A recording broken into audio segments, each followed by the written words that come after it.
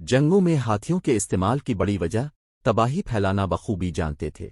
वैसे तो हाथी भारी भरकम, सासत अलवजूद और शरीफ सा जानवर लगता है जो बहुत तेज भाग सकता है, न किसी वार से बचने के लिए फौरी झुकाई दे सकता है और न ही फौरी सामने से हिट सकता है, लेकिन फिर भी हाथियों को ज़माना कदीम में अहम जंगी हथियार के तौर पर इस्तेमाल किया गया क्योंकि इस वक्त के जंगबाजों का ख्याल था कि वो तबाही फैलाना बखूबी जानते थे। वर्ल्ड हिस्ट्री वेबसाइट के मुताबिक इंडियन खित्ते में पाया जाने वाला हाथी एशिया में मौजूद 3 अहम अक़साम में सबसे अहम तसव्वुर किया जाता है।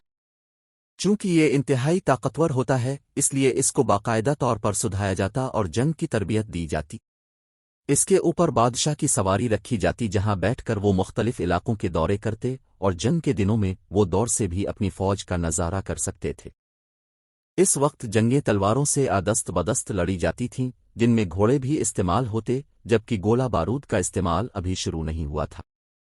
इसलिए हाथी एक ऐसा हथियार था कि पैदल जंगजू उसका सामना कर सकते थे, न घोड़ों पर सवार, बल्कि अक्सर घोड़े हाथी को सामने पाकर बिदक जाते और उसकी चिंगाड़ भी मुखालिफ फौज के दिलों में खौफ बिठा देती। जंग के लिए हाथियों का इस्तेमाल क़ब्ल अज़ मसीह भी मिलता है।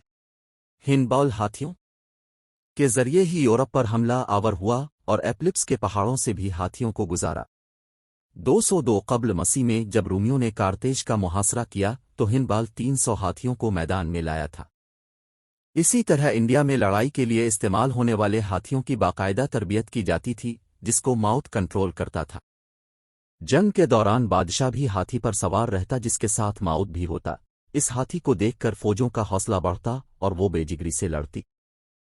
इसी तरह इंडिया में लड़ाई के लिए इस्तेमाल होने वाले हाथियों की बाकायदा तरबियत की जाती थी, जिसको माउथ कंट्रोल करता था।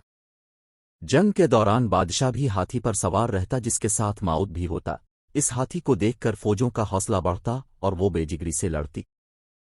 जब सामूगढ़ के मकाम पर दारा और आलमगीर की जंग हुई तो आलमगीर ने अपने हाथी के पैरों में जंजीरें डाल दी थीं ताकि वो भाग ना सके, जबकि दारा के पास भी हाथी था। ताहम जंग के दौरान साजिश के तहत कुछ करीबी अफराद की जानिब से इसको कहा गया कि वो घोड़े पर आ जाएं तो उन्हें निशाना बनाना नामुमकिन हो जाएगा।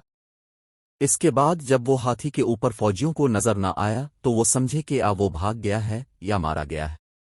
इससे उनका हौसला पस्त हुआ और शिकस्त का बाइस बना। वीडियो अच्छी लगी है तो चैनल को लाइक, सब्सक्राइब और शेयर करना मत भूलें।